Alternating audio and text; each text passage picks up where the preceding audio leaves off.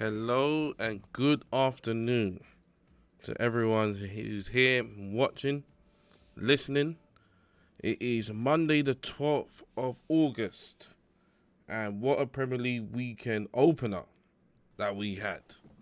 I am Jack2505, live on Twitch at the moment, and it will be uploaded to YouTube later on today for people to listen to. And hope you enjoyed the very first episode. This is my very first go at a podcast, episode 1, which is the Premier League first weekend roundup. Plus, we got to talk about Ruiz Joshua too, man. We got to talk about that. And as I understand, the press conference has just finished. I didn't even know it was on. And I heard a rumor that the fighters weren't even there, but I don't know about that. I don't know what a press conference would be without the fighters. They're kind of like the main attraction. So, but yeah, I mean, we'll get to that later. But I think in regards to the football, I think 5 out of the top 6 teams will be pretty happy with how the weekend went. Obviously, Chelsea, they'll have other ideas about that, and they need to buck up their ideas. Now, in regards to predictions for the season, let's just start there, where if you follow me on Twitter, at Jack2505 _, unfortunately, Jack2505 was taken by someone else. My top 4 prediction, top 6 prediction, as it's a top 6 these days, not top 4. Number 1, Man City. 2, Liverpool. 3, Spurs. 4, Arsenal. Now, I know with some people they're thinking, Arsenal, 4th? But I think Arsenal, honestly, I think they'll be the best of the rest. And I know that's not saying much. But I think with the manager they have, with Aubameyang, Lacazette, that Pepe signing as well, David Luiz in there to throw in a little bit of flavour. I think Arsenal, they might surprise a few people this season. That's my prediction. And comparing Unai Emery to Lamps and Solskjaer, I just think he's just gonna edge them. But they won't get it, convincingly. I think United will finish 5th. I think United will push it, but I think some of their inconsistencies will probably start to sink in after a few, maybe after a couple of months. I think the Chelsea 4-0 win, and I've tipped Chelsea to finish 6th, and I think Chelsea they are going to struggle this season. That's my prediction. I think Chelsea are going to struggle this season. And with Lampard, if he's lucky, I'm not sure that he would last the season. I don't know. I mean, I feared for him as soon as he got the job. But it's one of those things where he retired from football, became a sort of part-time pundit for about a year, less than a year, and then got the Derby job, in which he got them to the playoffs, and then they were never gonna beat Aston Villa, which were a much stronger side, and then he gets the Chelsea job. Obviously, bearing in mind he got the Chelsea job because obviously he's a Chelsea legend, and the fact that Chelsea are under a transfer ban. So, that helps. Well, that helps him, so it sort of relieves the pressure. But I fear for him. But, good for him that he's gonna go for that type of job. Because I would, quite frankly. So that's my top 6 prediction. Man City, Liverpool, Spurs, Arsenal, Man United, and then Chelsea. You never know, there might be a little surprise from one of the other side, maybe a Leicester, maybe a Watford, but we'll get to Watford later. Now, as you guys know, the weekend started off, the Premier League weekend started off on Friday night with Liverpool against Norwich. And based on what Liverpool have done, based on what they've done to Norwich, this is a good message to send to the rest of the Premier League. Not really the big boys, I'm talking the smaller sides, in which Liverpool are sending a message saying, you boys got practically no chance of getting anything at Anfield. And which I've always been a big believer in. You got to strike fear into the smaller sides. You can't let them come up there with any confidence. So what Liverpool have done, they've re-established the fact that they've been, I think, unbeaten at Anfield now for 2 seasons. And the smaller sides, you're going to get turned over. Basically, you're going to get turned over. No chance. Bye-bye. See you later. On to the first goal, own goal. Then goals from Origi, Salah, and Van Dijk. So it's back to business as usual for Liverpool. I think Liverpool are going to do very well this season. I think Liverpool are going to challenge for the title, no doubt, as everyone else would predict. I know there was a lot of fear going into this season with Liverpool, which, to be honest, I'm baffled to why people even thought Liverpool would struggle. Obviously, it's early days. It's only the first week, but I wasn't really in the camp of, Liverpool's got to buy. They've got to buy. They've got to make that marquee signing. They've got to get those clicks on the internet where, everyone's talking about it. To be honest, I would have loved it. Liverpool would have got a number 10. I think they are missing a sort of De Bruyne, David Silva, Bernardo Silva type. I would have taken back Coutinho on loan, all day long. But apart from that, I think Liverpool are fine. Obviously, going forward, they're amazing. Their defence is good. I know Carragher and Neville, they're talking their madness on Friday night, but I disagree with them. I don't think Liverpool are shaky at all at the moment. Now, obviously, you might be able to tell I'm a Liverpool supporter. I'm not being arrogant or cocky and say Liverpool are perfect. Of course they're not. They were perfect. They would have won the league last season. But, however, they are a strong side. And the current champions of Europe. So, hopefully no one will forget that, but that's what they are. Obviously, Van Dijk, great header. Shame what happened to Alisson, though. Proper shame what happened to Alisson. So, we move on to the game on Saturday, which was the early kickoff between Man City and West Ham. Now, City, again, repeat of last season. Whatever Liverpool can do, we can do better. And they bloody done it again. I think between the two of them, I think they've won about 15, 16 Premier League games in a row. So it's like, it's almost like last season, there was no point in last season even ending. City absolutely smashing West Ham 5-0 away from home. Gabriel Jesus, big fan. I think he's got a massive future for if he stays at City, or at least at club level and for Brazil. Raheem Sterling, as a Liverpool supporter, every time I see him doing well for City, I have to admit, it bloody burns me. He is an absolutely fantastic player. I've always known he was good at Liverpool, but since going to City, he has really taken it to another level. He's a brilliant player. For me, he's probably the best English player in the world. Probably, yeah. I can't think of any English player that's better than him. I know some people might say Harry Kane, but nah, I don't think so. Raheem Sterling, he's amazing. Amazing. It was a bit funny with the him fighting with Aguero over that penalty. And then, obviously, I know VAR is going to be a big talk. Some people might think it's sort of, I don't know, spoiling the scene a bit or disrupting the flow. But VAR is I like it. It sort of adds to the drama, and it's cleaned football up and just made football fair. Well, we'll see. But Man City, West Ham, no chance.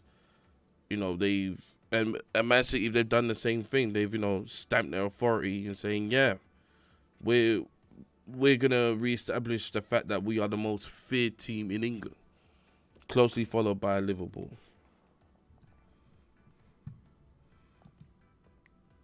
Then obviously we had the Saturday games. Well, Palace 0, Everton 0, and one person in particular I like to talk about is Wilfred Zaha. Now I really feel it for Zaha. I really feel it for him.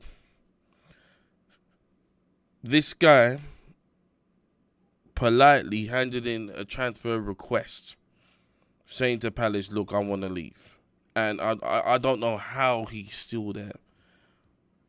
Obviously, he must be proper frustrated. But the best thing he can do would be to obviously remain a professional, keep your head down, and keep playing well. Because if I knew him personally, I would advise him that basically other clubs are watching you. Other clubs are watching you. Keep playing well, and don't let it get to your head, and don't let it affect your gameplay.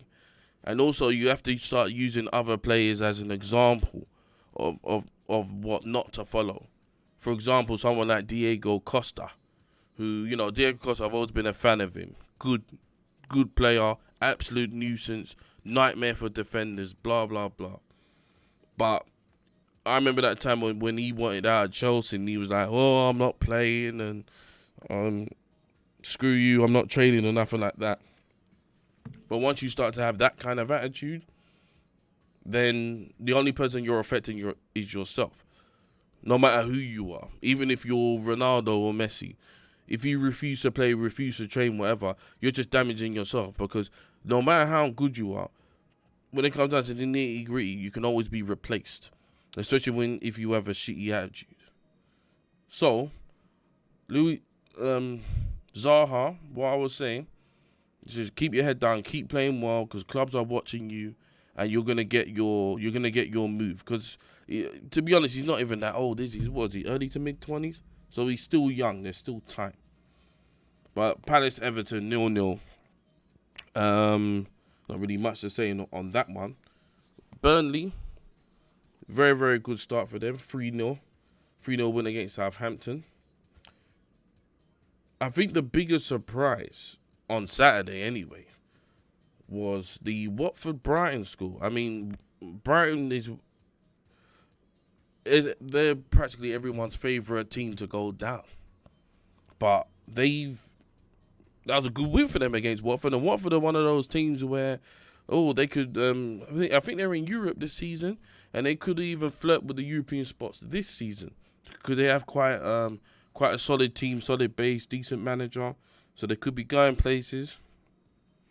You got Bournemouth 1, Sheffield United 1. The Tottenham game that was live on Sky Sports 5:30 on Saturday. Tottenham's 3-1 win against Aston Villa. Tottenham again. I think Tottenham are going to be...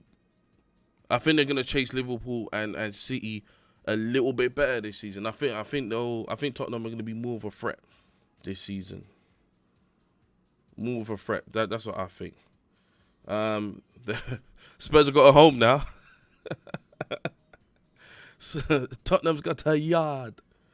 They got a home now, so they'll be settled. Again, they got a good team. I know. Oh God, what is his name? Trippier went to Atletico Madrid, which I was shocked about that because you don't really get too many English players going abroad. But with the new French midfielder that they got, he looks bloody solid. He looks solid. And Villa, they don't want to take the lead, but obviously Spurs, over the last few years, they've been an absolute... They've been masters of smashing the smaller sides. I think the times when Spurs have come undone is usually when I think a lot of the time when they play the big sides, but against the small sides, I mean that's what's kept them in the top four for the last 3 to 4 seasons. So Spurs, considering they've not had a big takeover, they've hardly spent any money, you know, and Spurs have competed. That's something that you thought, oh God, you'll have to have Man City money to even compete in the top four. But Spurs have broken that mold, and Spurs are not my favorite team, but you have to give them props for that. So, moving on to Sunday. So Sunday, you had the Leicester Wolves 0-0. I think there was a VAR goal there disallowed. Again, I didn't watch that one because it wasn't live on Sky Sports, so it's one of those sort of forgotten Sunday games. But I did watch Newcastle Arsenal, and I think with Arsenal going away to Newcastle, I mean it's not exactly a fixture. I mean, obviously going away to St James's Park, was it Sports Direct Stadium, depending on Mike Ashley. Newcastle, obviously back in their heyday in the 90s or early 2000s, they were a sexy Premier League team. Obviously Kevin Keegan era, Bobby Robson, Shearer, Ginola, Asprilla, you name it. Newcastle was that team. But these days, going up to St James's Park is not exactly a favourite destination. And it was good for Arsenal to get this one out of the way. Because you don't want to be going to St James's Park on Wednesday in November, December, and it's cold. Or a Saturday early kickoff. But Arsenal, they went up there. They're solid, and great finish from Aubameyang. Even though I'm a Liverpool supporter, I've always had a little bit of a soft spot for Arsenal, especially during the Arsene Wenger days. And obviously the Invincibles, and I think Arsene Wenger is one of the best things to happen to English football, not just Arsenal, but just to English football. So Newcastle 0, Arsenal 1. That was good result for Arsenal, for them to build on that win and take it to the next game. As I said, Arsenal are my team to finish fourth, and hopefully Arsenal will not make me look like an idiot in May. They say, oh yeah, you tipped them to finish fourth, but we'll wait and see. And then finally, last but not least, Manchester United 4, Chelsea 0. Now, you could say this was the fixture where it's two wounded dogs playing against each other. I actually put down a prediction for a 1-1 draw. I honestly thought it was going to be a draw. I thought a draw or maybe a United win. I couldn't see Chelsea winning it. And then that just goes to show that the man in the top right-hand corner of the screen, Mr. Frank Lampard, he has got his work cut out for him. And he, on the sidelines, I think Frank looked a bit stunned, thinking, Jesus, this is it now. This maybe I should have just gone back to being a pundit. This is it. This is the Prem. It's not gonna be as easy as you think. He's gonna have to take a lot of advice from his Uncle Harry. That's for damn sure. Chelsea, and based on what United done to them, I mean, United done well to do what they did to Chelsea, and they took their chances. I know players like Tammy Abraham hit the post, and I think Ross Barkley hit the post as well. So Chelsea were unlucky in that sense. But, I have to give it to United, reluctantly, by the way. But I have to give it to them that, they took their chances and they buried them. Marcus Rashford, again, I'm a big fan of him. He's a very good player. Anthony Martial, the forgotten man at Old Trafford. I remember when he first came, I'm sure that was a Louis van Gaal signing. But when he first came to United, he was on fire. He was on heat fire. But then he sort of dropped off. I think his confidence was knocked. I think that might have had something to do with Mourinho.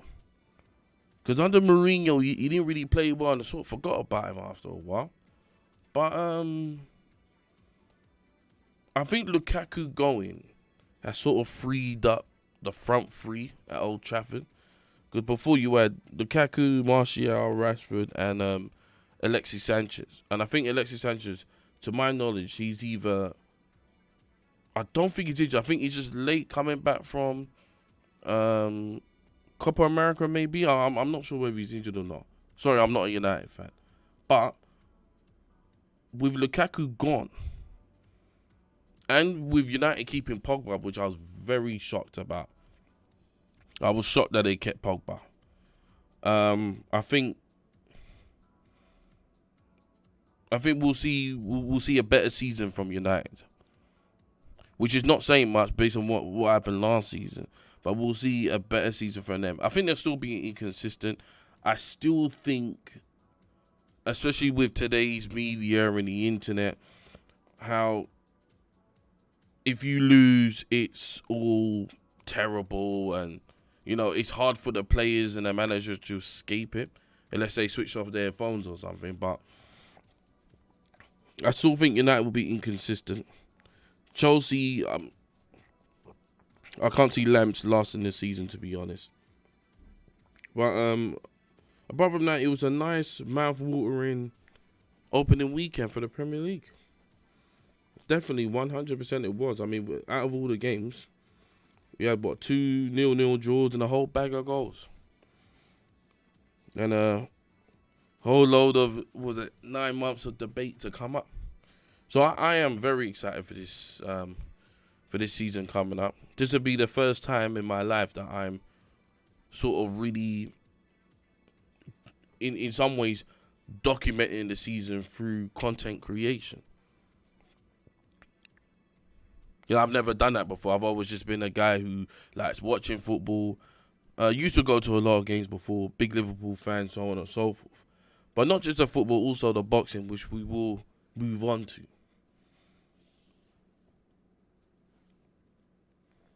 So, today, we've had the press conference between Ruiz and Anthony Joshua, advertising Ruiz Joshua 2,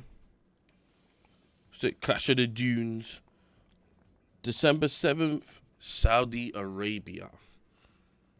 Saudi Arabia, which, to be honest, their timeline is the time zone is quite similar to the UK, so that's not too bad actually. But I'm surprised. I'm very surprised they're fighting in Saudi Arabia. I would have had my money on them fighting in America again. But I think the Saudi Arabia move was probably that was an Eddie Hearn move, I think. That was an Eddie Hearn move. Because Eddie Hearn, Mr. Best Salesman in the UK, he probably thought, I'll say UK, Ruiz will say no, and then he's going to want to take it back to America, but I'll say, let's do Saudi Arabia. So Saudi Arabia was the next best option after the UK. Because in all fairness, Anthony could not bring that fight here. Because you don't lose your belts and then tell someone to come see you. You have to go and see that person or go somewhere else. Because he knows there's a big chance that Andy Ruiz will beat him again. And if he brings Ruiz to Wembley, Cardiff, O2, well, I think for the magnitude of this rematch, I don't think it'll be O2. It'll either be Wembley or Millennium in Cardiff. Because if he knows, if he brings Ruiz here and Ruiz beats him again, that'll be very damaging. Very, very damaging. And when I say damaging, I don't mean career ending. I think Anthony Joshua can still fight in sellout arenas, win, lose or draw on December 7th. That is 100% not what I'm saying. But I think obviously he's still got a career after that. But I'm going with a Ruiz win. Again, I think Ruiz will beat him again. Because I know there'll be some people out there who will think, yeah, Joshua's going to get him this time. But before you make that decision, I would say to you, in what way do you think Anthony Joshua will get Ruiz? That's something you've got to think about. Because this is something that I've thought about myself. How can Anthony Joshua beat this guy? You could say, yeah, he could knock him out. He did knock him down first in the first fight. He knocked him down good. Ruiz sat there on the floor, thought, all right, composed himself, got back up, and then ate another right punch sandwich into his chin by Anthony Joshua. Now, when I watched the fight, I thought, right, that's it, fight's done. But this tough Mexican, he ate the punch and gave it to him. And then he took over the fight from there. Now, that's got to do something to you as a fighter. And even if you're listening to this, even if you're, obviously most people who will listen to this are not fighters, not boxers. But if you imagine being a fighter, and this is something that David Price can relate to.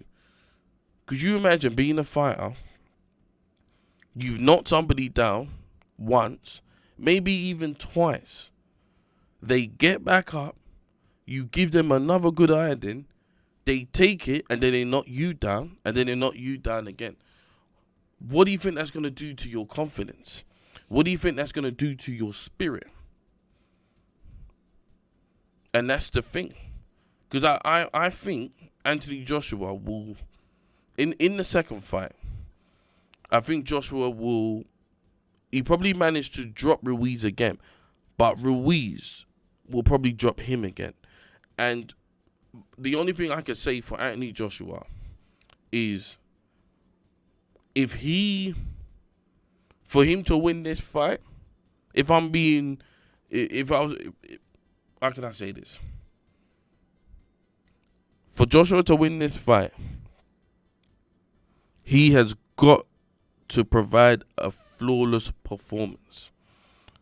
So I'm talking not getting hurt, absolutely bombarding Andy Ruiz, and not outboxing him, because I don't think he's capable of outboxing him, because Andy Ruiz is naturally a better boxer than him. But he would need to overpower him. That's what needs to happen. He needs to overpower him and knock him out, overpower, overwhelm, do that sort of vintage Joshua from years ago. Remember Joshua all there knocking out Charles Martin, Molina, Dominic Brazil. That sort of Anthony Joshua needs to come back. And I've seen pictures of him where he's trimmed down a bit. So maybe he's going for that speed now.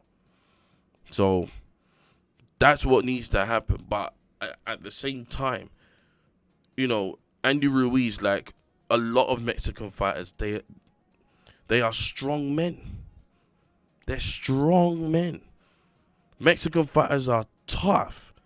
So I can't think of a time when a Mexican fighter was completely knocked out, completely overwhelmed.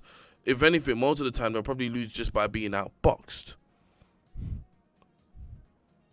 They're simply just being outboxed. So I can't see.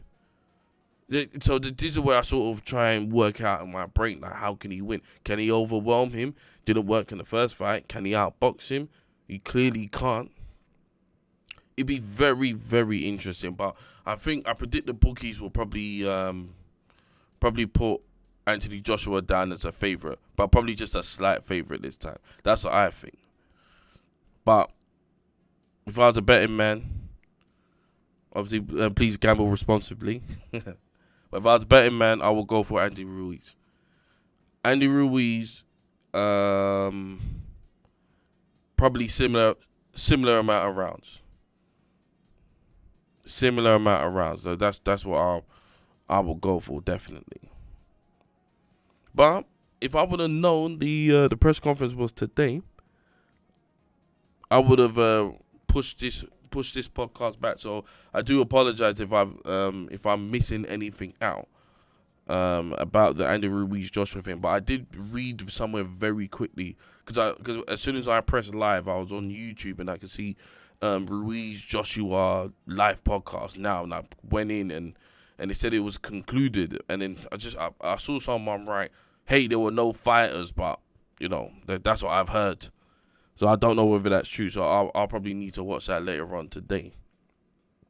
But what I'm gonna do is now conclude this podcast. Just to let you know, I'm live in. I am streaming live on Twitch. So I will just quickly tell you exactly where you can find me. So you can find me on Twitch TV /Jack2505 _. So that is twitch.tv /Jack2505 _. The links will also be below. And you can also follow me on YouTube. You can also follow me on YouTube on Jack2505. And also follow me on Twitter, which is at Jack2505 _. Bad meets evil Vex. What's up, man? This is my first episode. Nice podcast. Been out of England for 6 years. Good to hear about what's going on. Yeah, man. No problem, man. No problem at all. Here you'll be kept up to date about everything that's going on. Sports-wise, politics, Brexit's still a problem, and I don't mind talking about politics because I don't know much about it. All I know, Boris Johnson's in charge. He's a funny guy. I like watching Prime Minister's questions because sometimes it's better than comedy. And Brexit is still a problem until October 31st. October 31st. My friends all talk football, and I have no clue who is good anymore. Put it this way: Man City are good, Liverpool good, and Tottenham are good. Everyone else is bang average.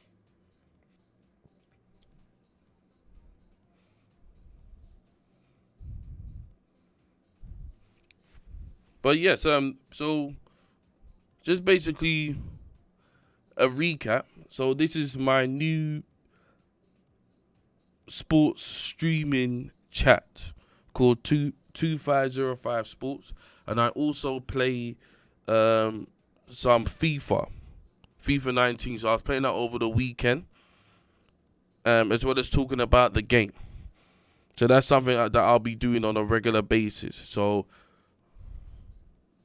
yeah, I've already been on Twitter. So it's already there. It's already there. So I was on Saturday, I was on Sunday, and this afternoon because I work from home. So basically, I decided just do a little afternoon podcast, and then put it out there. But yeah, I'm looking to do this throughout the whole season, covering football and covering boxing as well as playing some FIFA. And any other shooting games that's coming out in September. But Gears of War springs to mind. Yeah, so I'll keep the videos on my channel as well as putting it on YouTube as well. Yeah. So I'll try my best to keep everyone updated. So as you can see, I've changed my Twitch name, YouTube name, and Twitter name to Jack2505. However, my gamer tag will always be what it was before. As Nightbot has confirmed earlier. But that's basically what I'm gonna do.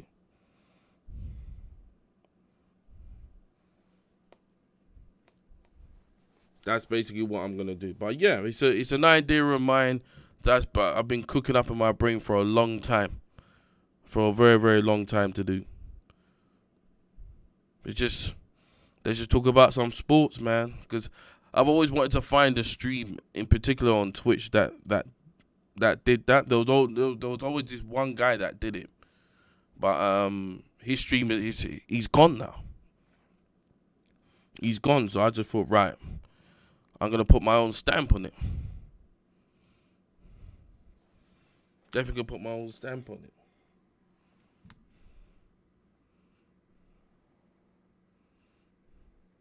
Oh, nice, right? So you've been here the whole time, yeah? Nice one. Thank you very much for the support, Vex. But yeah, I mean, if you miss it, like I said, there'll be videos here, or you can listen to it on YouTube. And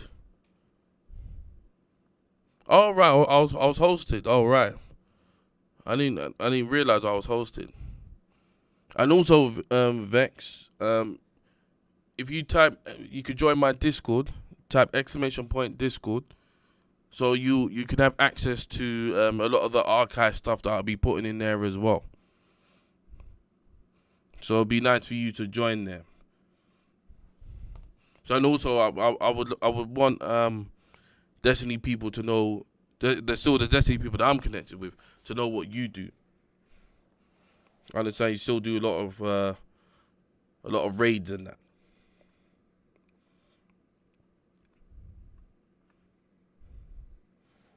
So I just type that in for you.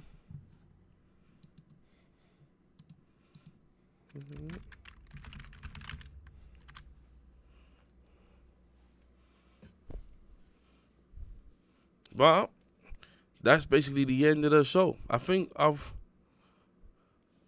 gone on for. I think the video will be about 53 minutes, but at least 10 minutes of that was, music and whatever, a bit of a build up.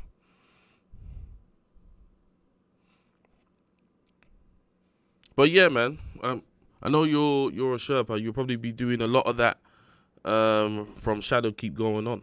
But at the end of the day, this weekend was a good one for the Premier League. It was a good start. But then we've got the Super Cup between Liverpool and Chelsea on Wednesday.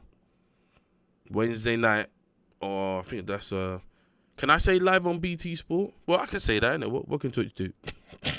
Yeah, live on BT Sport or whatever your sports channel is in whatever country that you're in. And then on the weekend is Here We Go Again. It's Here We Go Again. Australia, nice. So if you have followed or hosted a channel and I've not said anything, I do apologize. It's just that this segment there's no alerts. I haven't got any alerts because I'm recording this and I'll be putting it up on YouTube and just saving it as a video. So that's the reason why I've not reacted or said anything. But I'm gonna stop the podcast now, and just want to say thank you very much for everyone who's come in chat, and thank you very much to those listening.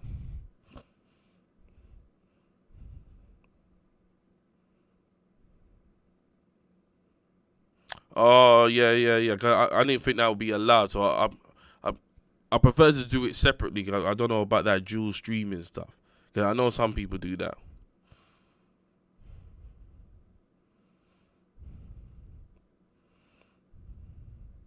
Yeah, but I'm an affiliate.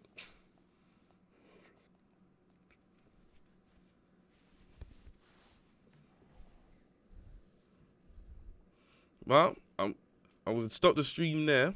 We'll stop the podcast, and we'll be back. Let me see. We're gonna do the Premier League build up. Probably do that on between Thursday and Friday. Definitely put it out just before the weekend. But thank you very much for listening. and for watching. I'm Jack2505. This is 2505 Sports, the streaming sports chat. Adios, amigos.